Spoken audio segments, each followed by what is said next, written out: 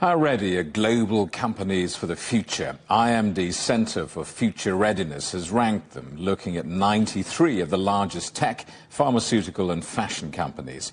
In the tech sector, the US giant Nvidia moved up into the top spot with its investment in artificial intelligence, scoring a perfect 100. Microsoft moves down to second place and Meta stays at number 3. The Taiwanese chipmaker TSMC moves up 9 places to number 12. What about the pharmaceutical sector? Well, the Swiss company Roche scored a perfect 100, putting it in first place. The spectacular success of weight loss drug makers propelled Denmark Novo Nordisk and the US Eli Lilly into second and third place. And in fashion, the luxury takes the lead. Powerhouses Hermes and LVMH earn the top 2 spots thanks to what the report called thoughtful expansion rather than aggressive growth. Nike fell from first to fourth place, and the report said the company was losing focus.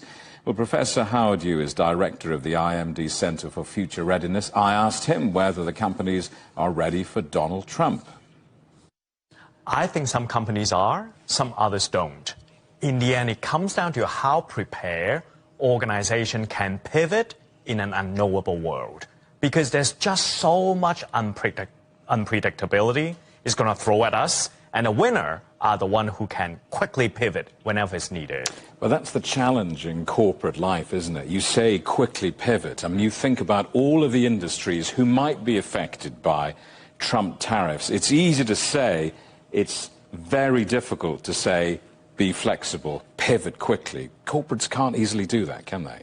Not so much, actually, because what you've seen is there are companies already prepared, the supply chain agility, the mastery of data, and also developing a much more diversified global footprint, so that when tariffs happen, you have the information at your fingertips. And look, in competition, you do not need to be perfect.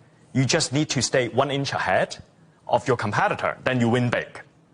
You talk about supply chain preparedness. We've been through COVID. We remember the blockages to supply chain of the canals, the Panama canals, and all that meant. We know what wars do to supply chains, both in the Middle East and in Ukraine. In a sense, there is no excuse, is there, for global industry not to be prepared? We've been through this in recent history. We've had a go at it once already. That's it. I mean, there's so many companies getting stuck with what I call the knowing and doing gap. They know what's needed. It's like me, I know I need to exercise every day, eat healthy, but I just procrastinating. Same thing for companies, right? You said it. We've seen that movie before. This is just a sequel. There's no excuse. When you and I stand here at the end of this next Trump presidency, what's the corporate world going to look like? I think we're going to see organizations that not just survive but prosper are the one who knows how to talk to all sides. Because in the end, a global company, you cannot pick side, right? You just need to be all in all market. That means sometimes you go direct into a particular market. Sometimes you do joint venture. It's all frenemies. Sometimes you are friends, sometimes you're enemies, sometimes you compete, sometimes you cooperate. That's how you make the pie bigger. We've talked about generalities. Let's drill down just for a second, okay? Let's look at big pharma around the world, okay? An incoming Trump presidency could cast an enormous shadow over big pharma. We're watching the appointment of vaccine skeptic Robert F. Kennedy's health secretary. What's that going to do to global pharma? I don't think it's just vaccine. No, it isn't. He's going to scrutinize big time in all kinds of treatment. He's going to scrutinize in terms of patient outcome. If you're looking at a track record of what are the areas he pays most attention for, is whether pharmaceutical companies are making too much money based on science that are a little bit more skeptical. I think what that means is if history is a guide, then there will be enormous pressure in looking at patient outcome. When government, payer, and insurance are paying certain amount of treatment, does it really improve mortality at the population level? So I think this is not just hitting companies big in, vaccines, such as Sanofi, for instance, but would be whether it's Novartis, Roche in oncology, Pfizer in mRNA treatment, Ozempic of the world on obesity treatment, all sorts.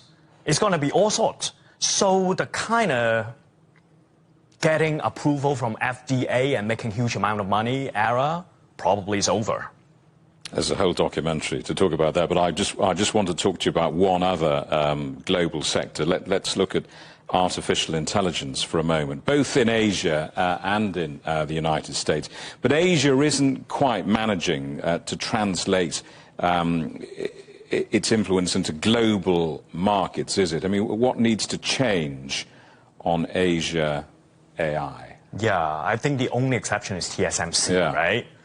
For the rest of the technology company, either they somehow lose their relevance or it's very hard to tightly integrate it into this expansive ecosystem. I think two things are going on. One is the deep tech that needs to play catch up. So we're talking about large language model, the idea about chipset. Asia is still behind by the leading companies by all measures. But the solution comes down to, if you're thinking about Southeast Asia as a region, for instance, then maybe it's brokering technology to find a last mile deployment would be useful. Sort of repeat a little bit of what has been so good in e-commerce. Look, Gen AI, the future deployment are so many application arena. So probably we need to push the e-commerce to the next level. And that could be the potential leeway for Asian company to step up ahead again.